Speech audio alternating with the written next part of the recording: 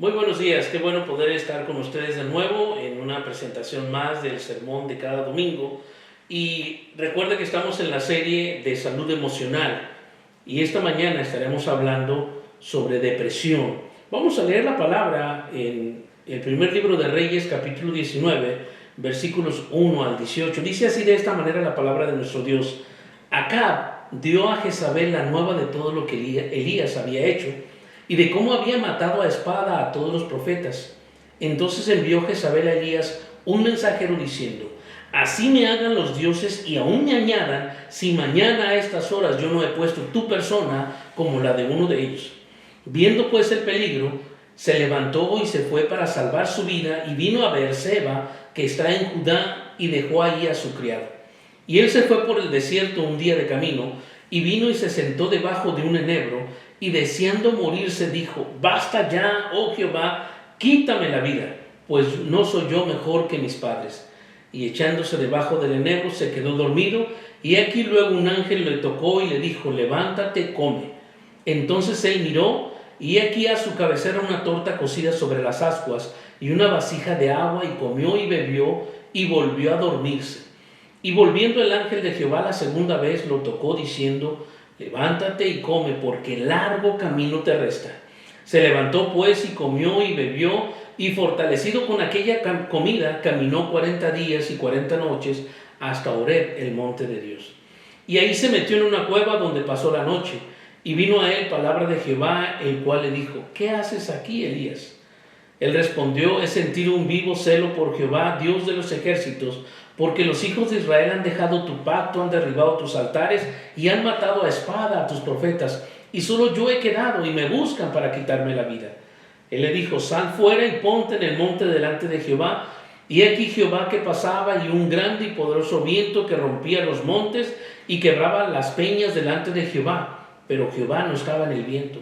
Y tras el viento un terremoto, pero Jehová no estaba en el terremoto. Y tras el terremoto un fuego, pero Jehová no estaba en el fuego. Y tras el fuego un silbo apacible y delicado. Y cuando lo oyó Elías, cubrió su rostro con su manto y salió y se puso a la puerta de la cueva, y aquí vino a él una voz diciendo: ¿Qué haces aquí, Elías? Él respondió: He sentido un vivo celo por Jehová, Dios de los ejércitos, porque los hijos de Israel han dejado tu pacto, han derribado tus altares y han matado a espada a tus profetas. Y solo yo he quedado y me buscan para quitarme la vida. Y le dijo Jehová: Ve, vuélvete por tu camino por el desierto de Damasco, y llegarás y ungirás a Hazael por rey de Siria, a Jehú hijo de Nimsi ungirás por rey sobre Israel, y a Eliseo hijo de Safat de Abel-Mehola ungirás para que sea profeta en tu lugar. Y el que escapare de la espada de Hazael, Jehú lo matará, y el que escapare de la espada de Jehú, Eliseo lo matará. Y yo haré que queden en Israel 7,000 cuyas rodillas no se doblaron ante Baal y cuyas bocas no lo besaron. Estamos hablando entonces de salud emocional y de la depresión, entonces de salir de la depresión. Nos damos cuenta, y la palabra nos lo dice expresamente, que hasta los grandes hombres de Dios sufren de depresión. Dice Santiago 5, 17 al 18, Elías era un hombre sujeto a pasiones semejantes a las nuestras, y oró fervientemente para que no lloviese, y no llovió sobre la tierra por 3 años y 6 meses. Y otra vez oró, y el cielo dio lluvia, y la tierra produjo su fruto. Este era Elías. El Nuevo Testamento nos dice que fue un hombre sujeto a pasiones semejantes a las nuestras. ¿Por qué nos dice esto? ¿Qué es lo que está diciendo? Nos dice que Elías no fue un Superman, no fue un superhombre, fue un hombre igual que todos nosotros, pero fue obediente a Dios y hacía la obra de Dios. Fue un hombre usado por Dios, fue un hombre que, a pesar de que el pueblo se fue tras Baal, un dios falso, él permaneció fiel a Dios. Al orar, la lluvia se detuvo y no llovió por 3 años y medio. Oró por un muerto y éste resucitó. Cuando estuvo con la viuda de Sarepta, dijo que el aceite y la harina no se iban a acabar, y así fue como ocurrió. Se enfrentó a los profetas de Baal, que eran 850 profetas, y además rogó que cayera fuego del cielo, y así pasó. Finalmente pidió que volviera a llover, Y esto ocurrió. Este era Elías. ¿Y sabe qué? Y sin embargo se deprimió. Entró en una profunda depresión que abandonó todo. Abandonó el trabajo que tenía que hacer para la obra de Dios. Abandonó al pueblo y salió corriendo. ¿Cuál es la causa? En primer lugar, ¿cuál es la causa? El versículo 2 y el versículo 3 nos dice parte de esta causa, de la razón por qué Elías se deprime. Entonces envió Jezabel a Elías un mensajero diciendo: así me hagan los dioses y aún me añadan, si mañana a estas horas yo no he puesto tu persona como la de uno de ellos. Viendo pues el peligro, se levantó y se fue para salvar su vida, y vino a Beerseba, que está en Judá, y dejó allí a su criado. Ahora, aquí hay algo bien interesante, porque algunos de nosotros podría decir: bueno, oye, hay una amenaza de muerte y no viene de cualquier persona, es la reina. Así que de seguro que era una amenaza real, no es una amenaza imaginaria, es real. Así que él se levantó para salvar su vida. Oye, eso es lo más normal del mundo. Y muchos de nosotros podríamos estar de acuerdo con esa afirmación. Pero déjeme decirle que eso es parte. Antes de continuar, quiero hacer una nota aclaratoria. No pretendemos dar un diagnóstico clínico ni nada por el estilo. Nosotros nos centraremos desde el punto de vista espiritual, emocional y bíblico principalmente. Así que, en este caso, la causa es en parte el temor. Eso fue uno de los detonantes para la depresión del profeta. Tuvo miedo de la amenaza de la reina, de Jezabel. Pero fueron una serie de acontecimientos lo que lo llevó al profeta a una condición que deseó sufrir la muerte mejor que estar viviendo el hecho de que el pueblo se haya alejado de Dios, incluso a pesar de ver cómo Dios estaba obrando. Era un pueblo rebelde y el profeta se angustió por ello. Mire, estaba tan inmerso, tan concentrado y enfocado en lograr que el pueblo se arrepintiera y dejara la idolatría y se volviera a Dios. Ese era su plan, ese era su enfoque. En eso estaba concentrado todo su esfuerzo. ¿Y sabe qué ocurrió? Lo único que ocurrió es que el pueblo dijo: Jehová es el Dios, Jehová es el Dios. Suena muy bonito. Suena como que, Él es el ganador. Pero eso es todo. Es el que respondió con fuego. Qué bueno. Mira, Él respondió con fuego. Pero no hubo realmente un cambio. Porque si usted lee bien la palabra de Dios, aunque a usted le parezca grotesco todo lo que está ocurriendo, el profeta solo es quien mata a los 850 profetas. Y eso es un gran esfuerzo. Eso es demasiado trabajo.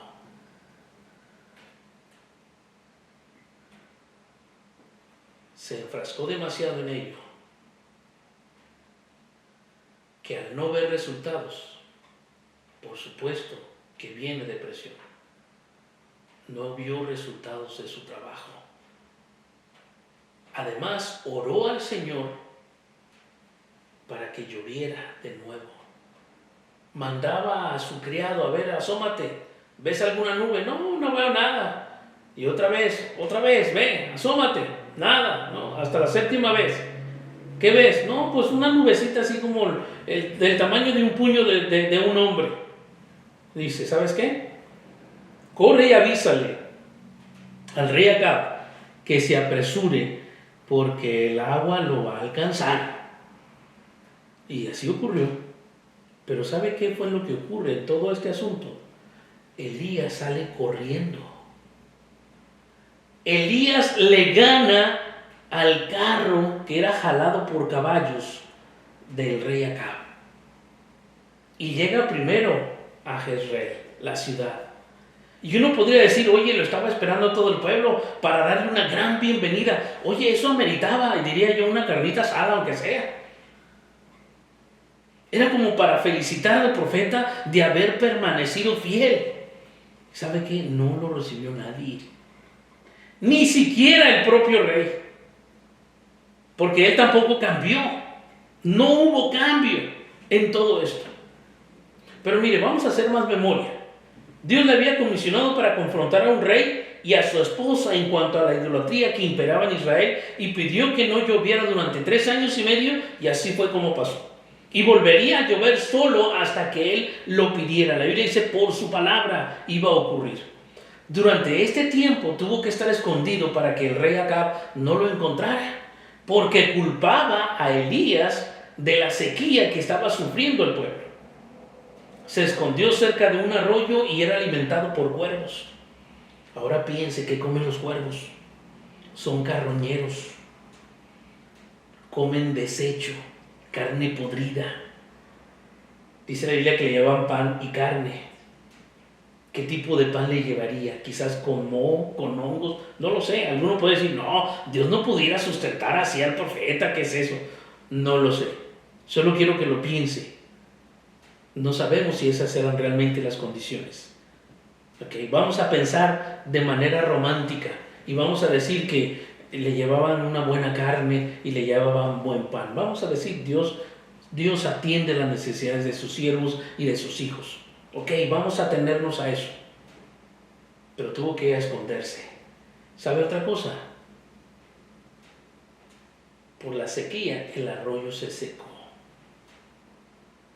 Y entonces fue enviado a una viuda y ella le iba a alimentar, y en ese tiempo el aceite y la harina no se acabó, porque eso es lo que le dijo Dios a Elías que iba a ocurrir. Y él se lo dijo a la viuda y le dijo, mira, ¿sabes qué? Ve y prepara, pero prepárame primero a mí un pan. Yo quiero comer primero, luego vas a hacer para ti y para tu hijo. Y no se va a acabar, no te preocupes. La mujer debió haber creído, porque le preparó primero a él. Y así ocurrió durante todo el tiempo que duró la sequía, hasta el tiempo en que llovió, no se acabó el aceite ni la harina. Al poco tiempo el hijo de esta viuda muere. Y él ruega por la vida de este muchacho, de este hijo de esta viuda. ¿Y sabe qué? Resucita el hijo. ¿Y cuál es la respuesta de la viuda? Se la voy a leer como dice la Biblia. Primer libro de Reyes, capítulo 17, versículo 24. Dice la viuda, ahora conozco que tú eres varón de Dios y que la palabra de Jehová es verdad en tu boca. ¿Hasta ahora? ¿Hasta este momento? Es increíble, ¿no le parece? Ahora, vamos a decir que vamos a justificar la depresión de Elías. ¿Por qué estoy diciendo esto? ¿Por qué me sorprende todo esto? ¿Sabe por qué? Porque hasta entonces ya le había dicho Elías que no iba a escasear la harina ni el aceite, no se iban a acabar. Y así ocurrió como Elías le dijo. Pero era hasta ahora, hasta que resucita a su hijo, es que reconoce que es varón de Dios y que la palabra de Jehová es verdad en su boca. ¡Wow! A esta clase de trabajo se estaba enfrentando Elías. El pueblo era igual que esta viuda, o a lo mejor hasta peor. Veían el obrar de Dios y no creían. Recuerdo a veces las palabras de personas que dicen, si yo viera a Dios esto, si yo viera a Dios hacer más acá, si yo viera a Dios hacer esto otro, yo voy a creer. Creo que no es cierto. No quieren creer. El pueblo era igual o peor, no veía resultados de su trabajo, por eso dice, fíjense lo que dice en 1 de Reyes 19:10, he sentido un vivo celo por Jehová, Dios de los ejércitos, porque los hijos de Israel han dejado tu pacto, han derribado tus altares y han matado a espada a tus profetas, y solo yo he quedado y me buscan para quitarme la vida. Ahora entendemos por qué razón. El pueblo había abandonado a Dios. Y la labor del profeta era volver el corazón de ese pueblo a Dios. Y no estaba viendo resultados. No ve resultado de su trabajo. Tiene mucho trabajo y piensa que está solo.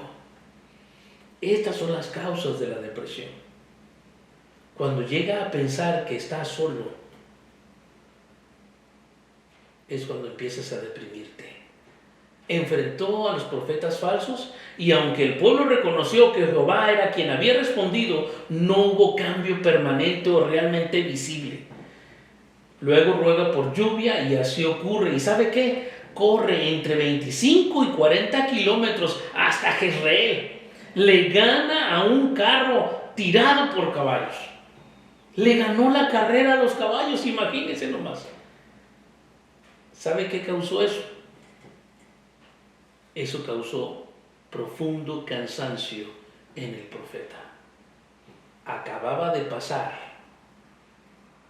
por un tiempo en el que habían estado orando durante todo el día, rogando los profetas, rogando a Baal que cayera fuego, que enviara fuego del cielo.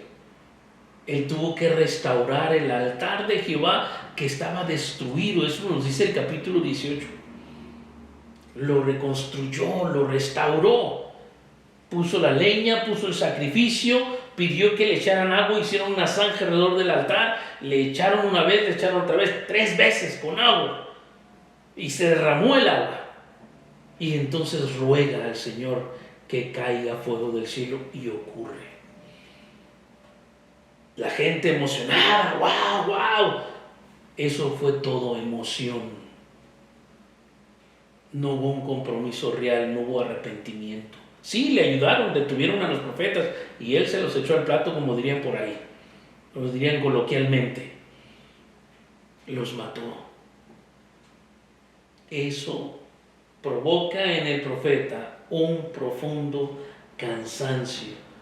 Llega a Jezreel, la ciudad donde debían de estar el pueblo listo a recibirlo, a darle la bienvenida, a reconocer que era un profeta de Jehová y que era fiel. No ocurre nada de eso. Y entonces, para rematar, viene la amenaza de muerte. ¿Y sabe qué ocurre? Sale corriendo. Eso es lo que pasa. Salió corriendo. Y no solo eso, si usted se fija, dice además que se levantó y se fue para salvar su vida y vino a Beerseba, que está en Judá. ¿Sabe cuántos kilómetros está Jezreel de Beerseba? Y son aproximadamente 200 kilómetros los que tuvo que recorrer. Y luego dejó ahí al criado. Y entonces se fue por el desierto un día de camino. O sea, todavía caminó más. De Beerseba hasta el monte de Dios, que era Horeb, o el monte Sinaí, eran 320 kilómetros. Así que estaba realmente cansado. Se sentó debajo de un arbusto que tenía una muy buena sombra, y lo único que dijo, le deseaba morirse. Allí encontramos al profeta en profunda depresión. No tiene deseos de nada. Ha salido corriendo, solo quiere dormir, y además se lamenta por lo que está ocurriendo. Y dice: basta ya, oh Jehová, quítame la vida, pues no soy yo mejor que mis padres. Y echándose debajo del enebro, se quedó dormido. ¿Qué ocurre? En la depresión, las personas tienen deseos de morirse. Y puede llegar que ocurra. En el caso del profeta no llegó a esto porque había un profundo compromiso con Dios. Y para los judíos, especialmente para Elías, el suicidio no era un camino, no era una opción. Por eso ruega a Dios que le quite la vida. Y si usted ve en el Antiguo Testamento, cuando los profetas cayeron o se sentían desanimados, eso es lo que pedían a Dios: Señor, mátame, quítame la vida. Es decir, caían en depresión y decían: ya, quítame la vida. Pero no llegaban al suicidio. No era una opción. ¿Qué quiero decir con esto? ¿Sabe qué? De una vez, antes de que se deprima, antes que le vengan ganas de quitarse la vida, usted debe decidir que el suicidio no es una opción. Debe de grabárselo en su mente de una vez ahorita ya.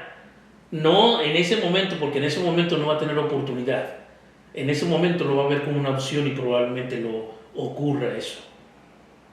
Tiene que ahorita determinarse en su mente y en su corazón, el suicidio no es el camino, no es la solución.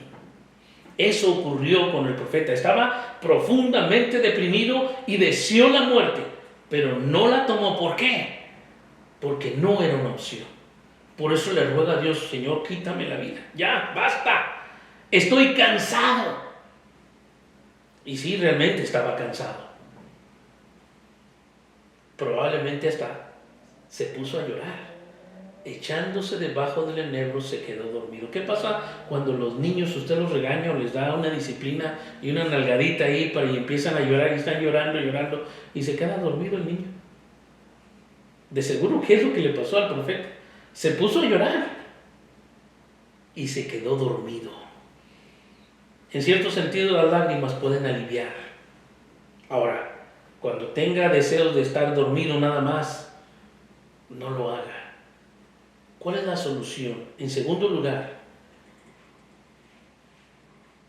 la solución. Versículos 5 al 18. ¿Qué hace Dios? Y déjenme decirle, cuán bueno es Dios, cuán maravilloso. No lo deja solo, nunca lo hizo. Dios no dejó solo al profeta. Cuando vea a una persona deprimida, no lo deje solo. No lo deje solo. Dios estuvo atento a sus necesidades, lo alimentó. Y quizás eso tengamos que hacer. Cuando vea a una persona deprimida, ¿sabe qué? Vaya y bárrele la casa, trapéele, lávele los trastes, la ropa. Vaya, hágale un caldito de pollo, aliméntelo. ¿Y sabe qué hizo Dios? No le reprochó nada. Hasta que lo confronta con su situación. No le dijo en el momento cuando estaba en profunda depresión, no le dijo, no le reprocha, vaya. Sí, después lo confronta. Eso sí lo hace. Y le hace 2 veces la misma pregunta. Elías, ¿qué estás haciendo aquí? ¿Qué haces aquí, Elías? No le reproche nada, por favor, no reproche a una persona que está en depresión. Acompáñelo, esté ahí presente. Llegará el momento de confrontarlo, pero quizás no ese es el momento. Pero cuando Dios confronta al profeta, lo hace pensar en su condición y en lo que está haciendo. ¿Qué le dice Dios a Elías? ¿Qué haces aquí, Elías? Lo hace pensar, le hace una pregunta para que piense, para que analice, para que él mismo examine lo que está ocurriendo. Elías las dos veces da la misma respuesta. He sentido un vivo celo por Jehová, Dios de los ejércitos, porque los hijos de Israel han dejado tu pacto, han derribado tus altares y han matado a espada a tus profetas, y solo yo he quedado y me buscan para quitarme la vida. ¿Qué hace Dios? Lo confronta y lo hace pensar. Y déjeme decirle, no le da la razón, No le dice, tienes razón, este pueblo es un pueblo rebelde. Híjole, me dan ganas de matarlos. No hace tal cosa. No le da la razón al profeta. Lo hace pensar para que el profeta reaccione. Lo hace volver a la realidad. Y aquí quiero recalcar bien esto. Lo hace volver a la realidad. Dios sabe lo que realmente está pasando. Cuando estamos deprimidos, no estamos viendo la realidad. Tenemos que reaccionar. Y tenemos que darnos cuenta que no es la realidad. El profeta no se había dado cuenta que había por lo menos 7,000 rodillas que no se habían doblado ante Baal, ni le habían besado. Y el número es simbólico, es 7. Es una cantidad increíble, está diciendo el profeta. O más bien el pasaje, lo que Dios le está diciendo es, déjame decirte, Elías, no es así como tú lo estás pensando. No solamente quedas tú. Lo que Dios le está diciendo a Elías es, ¿sabes qué? Hay muchos que me son fieles. No eres el único, Elías. Lo hace reaccionar y lo hace volver a la realidad. Y eso tenemos que buscar. Eso tiene que darse cuenta cuando esté en depresión. Tiene que recordar que usted no está viendo la realidad. Que eso que está viviendo no es cierto. Son solamente sus emociones. Y acuérdese que las emociones no son la realidad. Por lo general no es así. Mire Dios lo que hace. Lo alimenta, lo deja descansar. Y si le dio chance de descansar. Lo vuelve a alimentar y le dice, ¿sabes qué? Largo camino te resta. ¿Sabe qué hizo el Señor? Lo hizo caminar. ¿Quieres seguir huyendo? Le dice, está bien, vámonos, vamos a caminar. Vamos a una caminata de 40 días y 40 noches. ¿Sabe qué es bueno para salir de depresión? Haga ejercicio. Cuando hacemos ejercicio saldremos de depresión. Vaya y dé un paseo largo por el campo y se va a dar cuenta de las maravillas de Dios. Eso va a despejar su mente y le va a hacer volver a la realidad. Concluyendo, todos podemos pasar por momentos depresivos, todos. No se nos olvide que no estamos solos, aunque nos sintamos solos. Recuerde que los sentimientos, las emociones no dicen realmente lo que está pasando. Dios sí sabe lo que ocurre. Tenemos que creerle a Dios. No tenemos que creerle a nuestras emociones y a nuestros sentimientos. Dios está contigo y está atento a lo que se está pasando. Él provee para tus necesidades y recuerda que aunque no veamos resultados, Dios tiene el control y Él sabe lo que está ocurriendo. Eso es lo que pasa con Elías. Cuando nos deprimimos es que hemos equivocado el camino. Hay que regresar por donde venimos. Mire, 1 Reyes 19:15. Dios no le regaña a Elías. Después de la respuesta del profeta, Dios simplemente le dice, ve, vuélvete por tu camino. O sea, regresa, arrepiéntete. Vuélvete por tu camino, por el desierto de Damasco, y llegarás y ungirás a Hazael por rey de Siria. Y sigue diciendo, ¿sabe qué hace Dios? Le da una nueva tarea. Lo pone a trabajar. ¿Quiere salir de depresión? Póngase a trabajar. ¿Pero cómo, pastor? Sí. Haga ejercicio, báñese, rasúrese, los que se rasuran, ¿verdad? Peínese, píntese, póngase un bonito vestido, póngase un buen traje o ropa elegante o qué sé yo, y vaya a trabajar. Ponga una sonrisa en su rostro. Ve y vuélvete por tu camino, le dice Dios a Elías. Y Dios le comisiona a un nuevo trabajo, una nueva misión. Quizás, ¿sabe qué? Nuestra depresión viene porque necesitamos hacer algo nuevo para nuestro Dios. ¿Será que por eso a lo mejor nos deprimimos? Porque no estamos haciendo cosas nuevas. Porque quizás estamos viviendo una rutina, siempre lo mismo, día tras día, tras día, tras día. La vida se vuelve monótona. ¿Y sabe qué es lo que hace Dios? Dios hace las cosas nuevas. Vaya, sus misericordias son nuevas cada mañana. Disfrute de las misericordias de Dios, es algo nuevo. Dios es un Dios de novedades. Así que a lo mejor el Señor quiere darnos algo nuevo, pero no le haga caso a sus emociones. Esos por lo general nos dicen mentiras. Lo que tenemos que hacer es creerle a Dios. Y Dios dice, yo estoy contigo todos los días, aún hasta el fin del mundo. Eso dice el Señor. Él está ahí y está atento a tus necesidades. Permite que Él te ayude a salir de tu depresión. Vamos a orar. Amante Dios y Padre, gracias por tu palabra. Señor, la depresión no es algo sencillo, no es un juego, no es un mito tampoco.